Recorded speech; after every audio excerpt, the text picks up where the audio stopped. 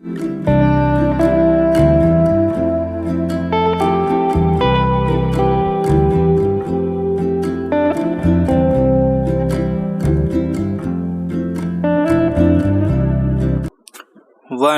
2, 3 start. अध्यक्ष महोदय, समृद्धि और संपन्नता के लिए कोई परिवार हो या राष्ट्र शांति, परिजनों या विभिन्न समुदायों में समरसता और भाईचारा होना आवश्यक है और यह स्थिति तब ही संभव होगी जब ये आर्थिक विपन्नता एवं अभावों के झंझावातों से मुक्त रहे। आज हमारा देश गरीबी, विषमता, बेरोजगारी, महंगाई, भ्रष्टाचार, अशिक्षा, जनसंख्या वृद्धि, कुपोषण, बीमारी, दंगे, हिंसा, अनाचार, सांप्रदायिक विद्वेष और आतंकवाद जैसी विकराल समस्याओं से जूझ रहा है। ऊपर से यदा कदा बाढ़, दुष्काल और भूकंप जैसी दैविक विपदाएं भी आ घेरती है। फिर आए दिन बंद, हड़ताल, प्रदर्शन, चक्का जाम और तोड़-फोड़ का भी तांडव होता रहता है। इनके परिणाम स्वरूप वातावरण शांत और समरसतापूर्ण होने के बजाय अशांत और तनावपूर्ण बना रहता है।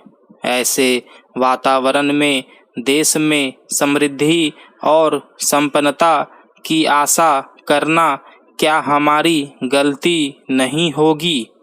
प्रश्न उठता है कि देश को इस दयनीय दशा में पहुंचाने के लिए कौन जिम्मेदार है, और इसका जवाब भी स्पष्ट ही है कि हमारे देश की नैया के खेवनहार हमारे शासक एवं राजनेता।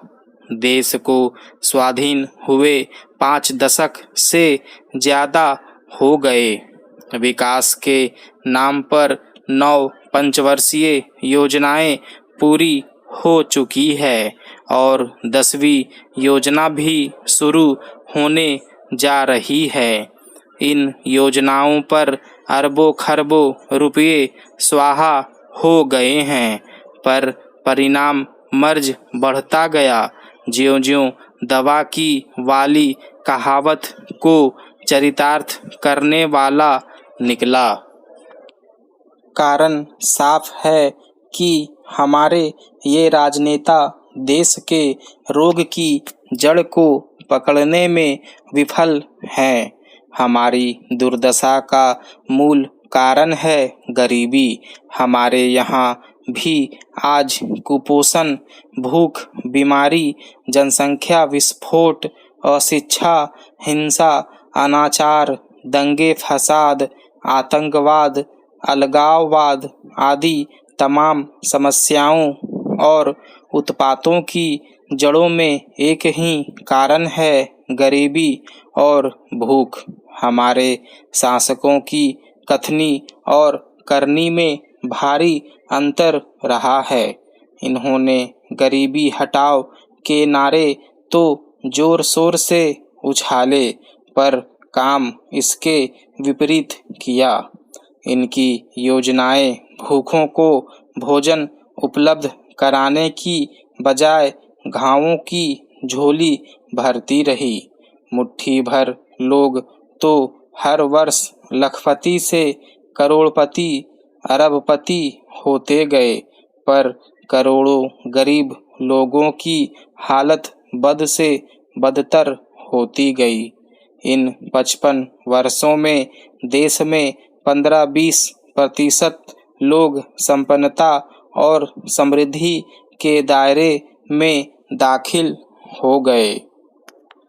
अध्यक्ष महोदय, जवाहरलाल नेहरू जैसा जनवादी एवं समाजवाद का पक्षधर लोकप्रिय राजनेता देश में स्वाधीनता के उदय से लेकर लगातार 18 वर्ष देश के शासन का एक छत्र सूत्रधार रहा।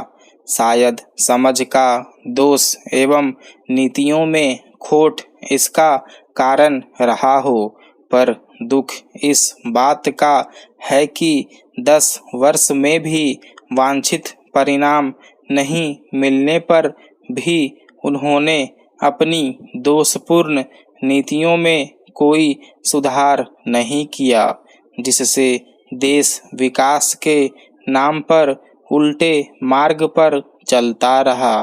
उनके उत्तराधिकारी प्रधानमंत्री भी उसी रास्ते पर चलते रहे और इसी का परिणाम है कि देश आज इस दयनीय स्थिति में पहुंच गया है।